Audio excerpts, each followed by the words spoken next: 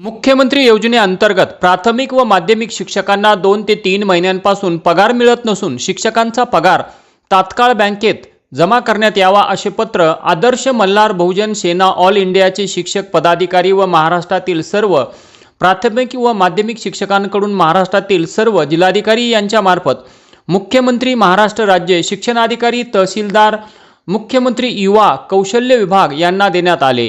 गेल्या 2 ते 3 महिन्यांपासून मुख्यमंत्री योजनेअंतर्गत प्राथमिक व माध्यमिक शिक्षकांना पगार मिळत नसून महाराष्ट्रातील सर्व शिक्षकांची अवस्था त्यामुळे बिकट झाली आहे।